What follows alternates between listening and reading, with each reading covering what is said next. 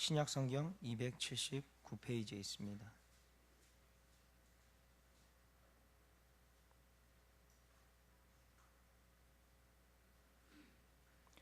다 찾으셨으면 한 목소리로 읽도록 하겠습니다. 시작. 사랑은 오래 참고 사랑은 온유하며 시기하지 아니하며 사랑은 자랑하지 아니하며 교만하지 아니하며 무례히 행하지 아니하며 자기의 유익을 구하지 아니하며 성내지 아니하며 악한 것을 생각하지 아니하며 불의를 기뻐하지 아니하며 진리와 함께 기뻐하고 모든 것을 참으며 모든 것을 믿으며 모든 것을 바라며 모든 것을 견디느니라. 사랑은 언제까지나 떨어지지 아니하되 예언도 패하고 방언도 그치고 지식도 패하리라. 아멘. 오늘 이 시간, 오늘 방금 읽은 이 성경의 본문을 가지고 문창국 목사님 나오셔서 사랑의 본질이란 제목으로 말씀 나누어 주시겠습니다.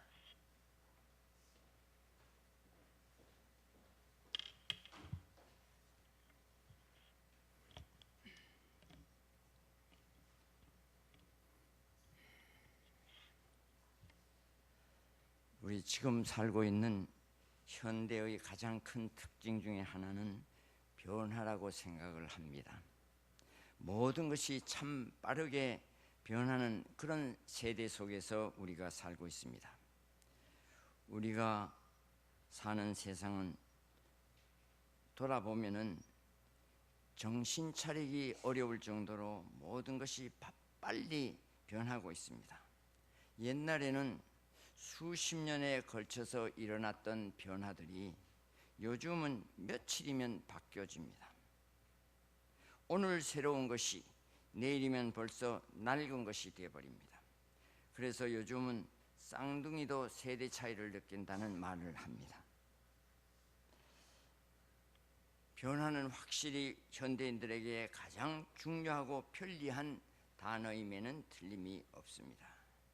과학이나 산업이 발달하고 많은 것이 변하고 발전하는 것은 바람직한 일인 것입니다. 여러분, 얼마나 우리가 편리하게 지금 살고 있습니까? 앞으로 이제 자동차도 운전하지 않아도 저절로 자기가 기계가 바로 운전해서 가는 그런 시대가 오잖아요. 벌써 개발하고 있지 않습니까? 집 밖에 나가서도 가스불이 꺼졌는지 늘 걱정하고 했는데 이젠 밖에서도 얼마든지 집에 있는 전열 기구들을 다 조작을 할 수가 있는 그런 시대입니다. 그래서 이런 변화의 물결을 타고 모든 것이 빠르게 바뀌어가고 있는 것입니다. 여러분, 그렇지만요, 변하지 말아야 할 것은 변해서는 안 되는 것입니다. 모든 것이 변해도 변해서는 안 될 것들이 있다는 것을 우리는 명심을 해야 합니다. 바다에 아무리 풍랑이 인다고 할지라도 바다 속 아주 깊은 곳, 심해 몇백 미터 밑에 있는 그 물 바닥은 조금도 움직이지 않고 조용하다고 합니다. 세상도 그렇습니다.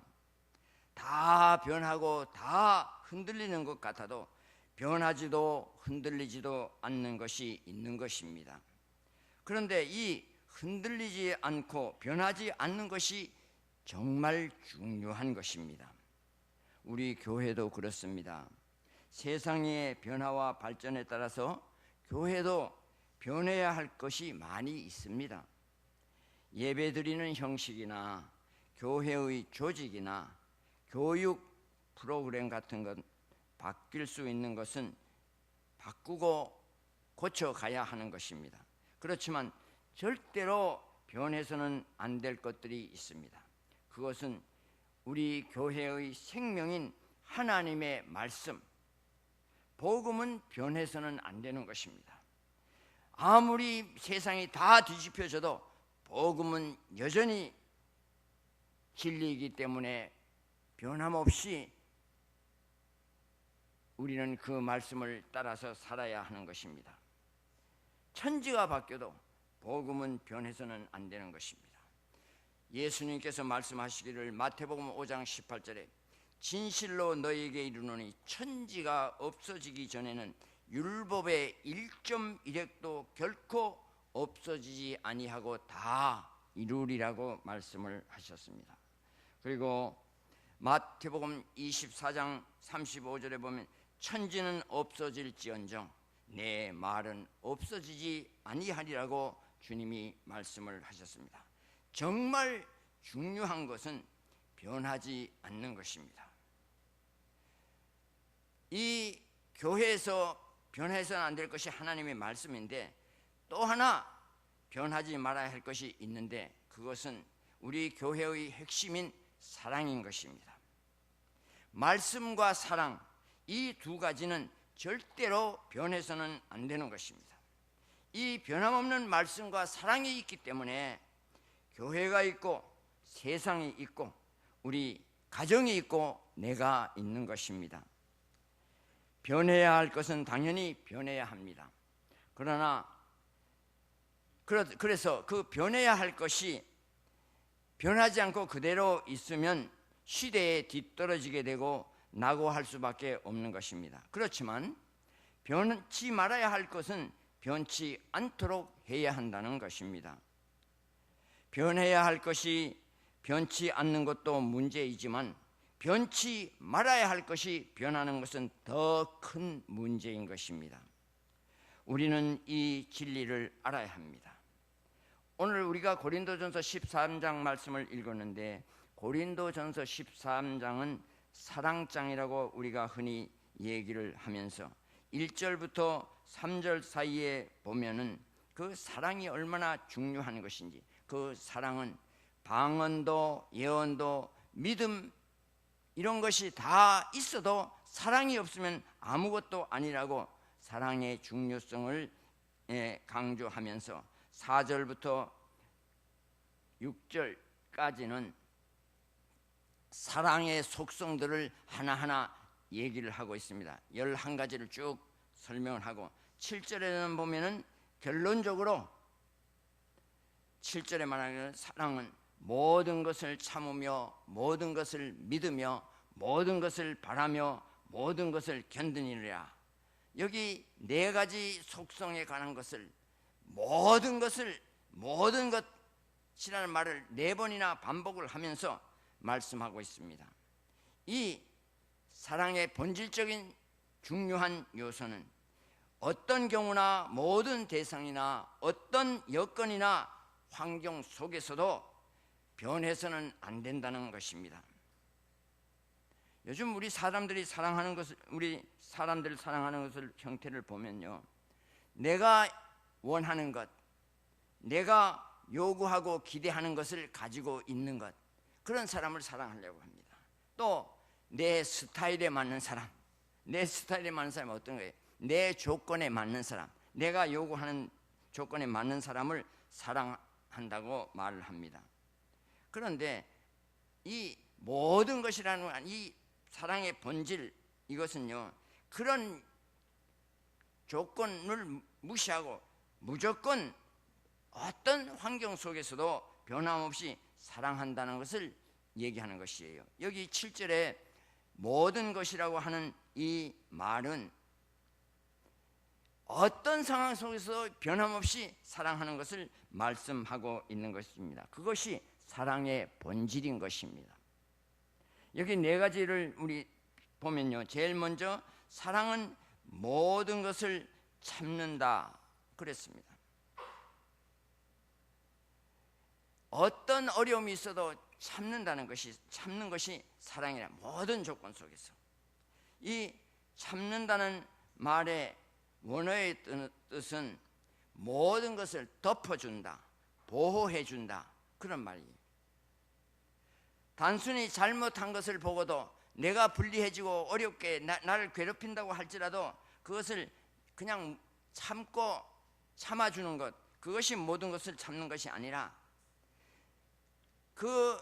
적극적으로 내게 어려움을 주고 나를 괴롭히고 하는 것, 그 사람을 오히려 덮어주고 감싸주고 사랑해준다는 것, 그것이 모든 것을 참는 사랑의 마음이라는 것입니다. 사랑해도 허물이 보이고 사람은 다 허물이 있습니다.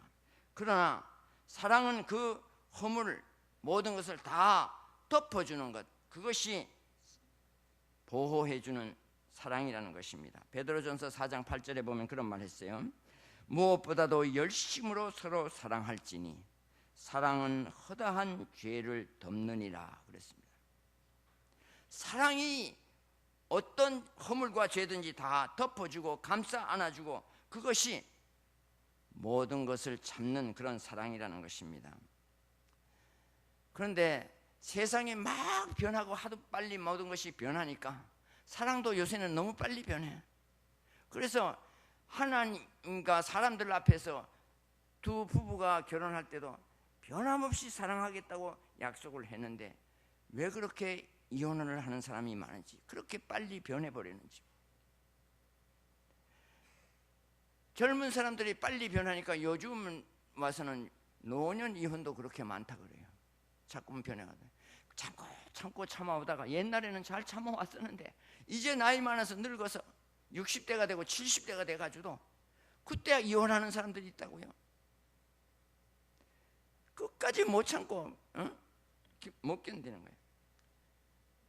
우리 교역자들한테도 목사님들도 이혼하는 분들이 있어요. 작년에 말이죠, 우리 교회 부목사님이 계셨는데 작년에 우리 교회 목사님도 이 최 목사님처럼 7월부터 9월까지 석 달 동안을 해외에 나가 있었습니다. 그런데 그때 우리 부목사님이 계시고 또 저도 있고 그러니까 이제 목사님이 안심하고 이제 안식년 휴가를 갔는데 주일 대예배만 내가 하고 나머지는 부목사님이 다 새벽 기도하고 오후 찬양 예배와 수요 일날 기도회 같은 것은 부목사님이 다 했어요. 인도를 했었습니다. 그런데 말이죠, 어느 주일날 지나고 나서 월요일날 추석 막 지나고 나서 무렵에 새벽 기도에 나왔는데 목사님이 완전히 풀이 푹 죽어가지고 설교를 하는데 힘없이 설교를 하고 있고, 늘 나와서 같이 참석해서 새벽 기도에 그 반주를 하던 부목사님 사모님은 나오지도 않았어.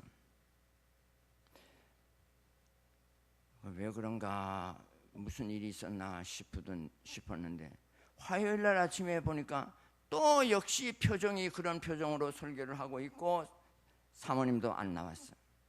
수요일 날 아침에 보니까 수요일 날 새벽 기도 시간에도 또 그런 거예요.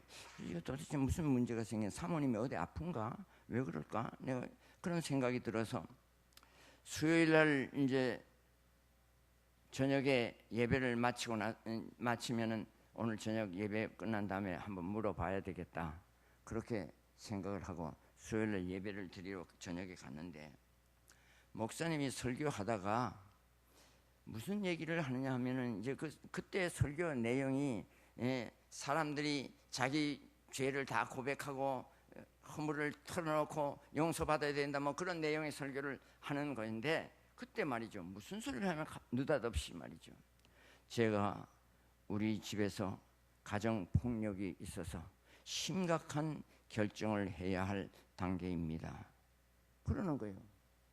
목사님 설교하다가 말이죠, 자기 가정에 자기가 가정폭력이 있어서 심각한 결정을 해야 될 상황에 처해 있습니다, 그렇게 얘기를 하는 거예요. 그러니까 사람들이 다 웅성웅성 하더라고요.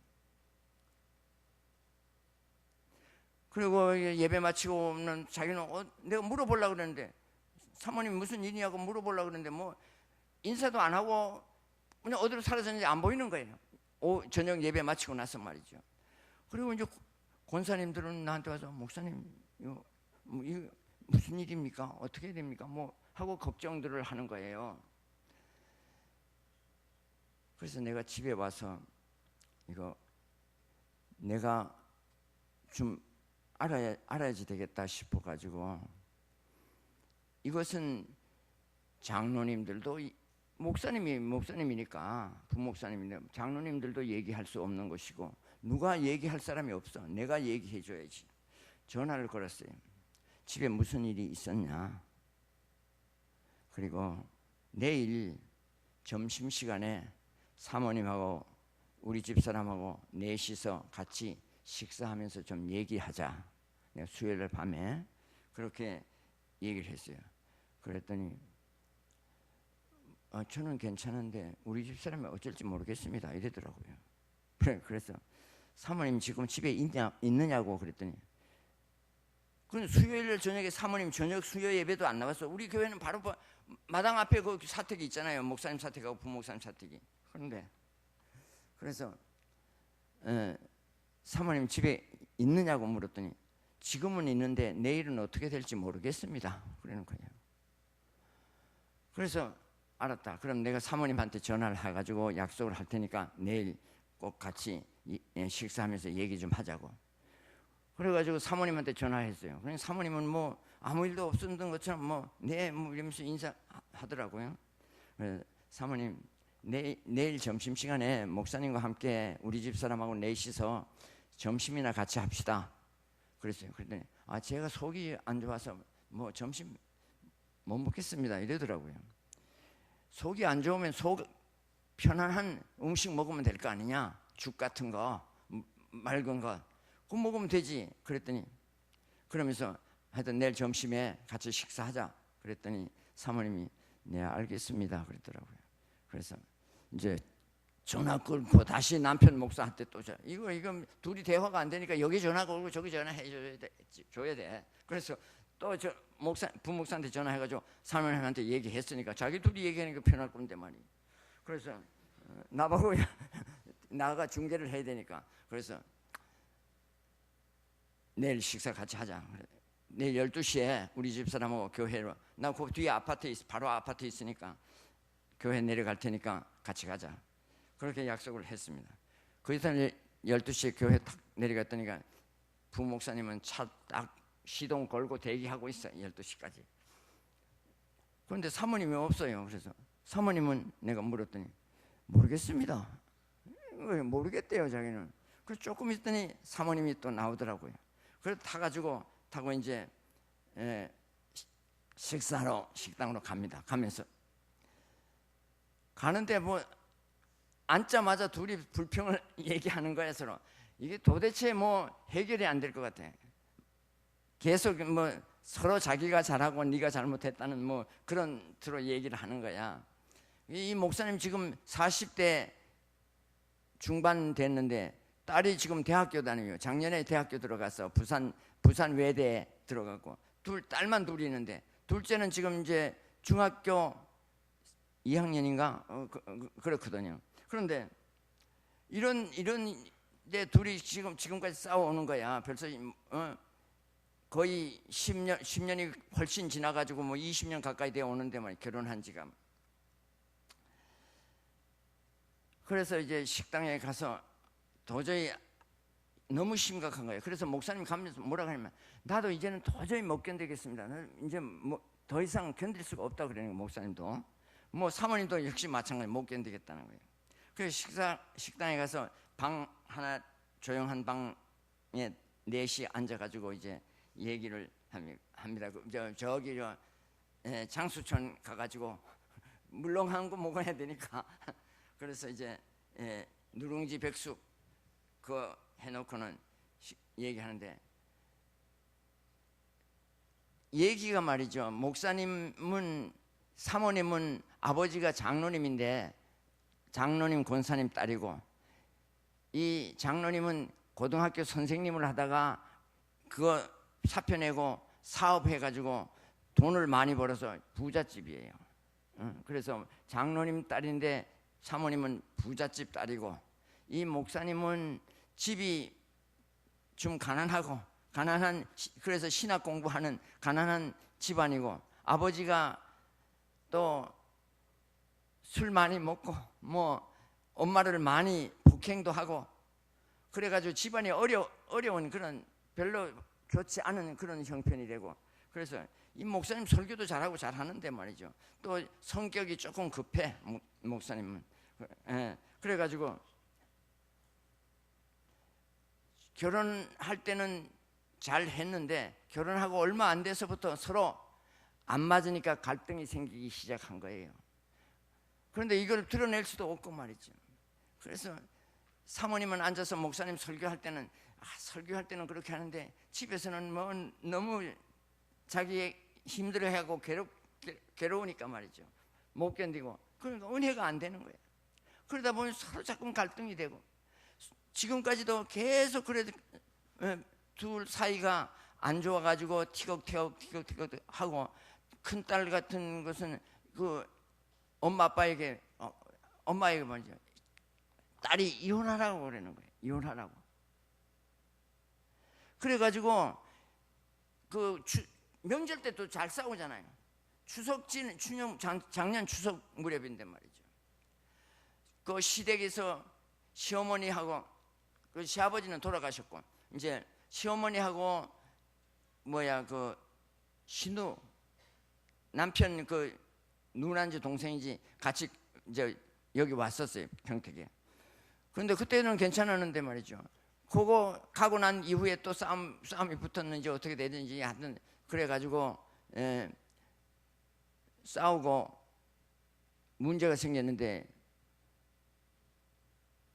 결국은 목사님 도저히 못 듣겠는데 해가지고 둘이 이혼하겠다고 생각해도 이혼 서류를 다 작성을 해놨다는 거예요. 그래서 이제는 뭐 해결이 안 될 상태에 와 있죠. 그러니까 그만큼 됐으니까 목사님이 강단에 서서 그런 말을 했겠죠. 그래서 내가 그러면 안 된다. 이제 사랑은 참는 거고 우리 기독교의 사랑이 원수까지 사랑해 주라는 것인데 평생 같이 살겠다고 하나님 앞에 서약하고 이렇게 하면 목사님 이제 이혼하면은 앞으로 목회도 할 수 없다. 사모님도 이혼하고 나면 너무 더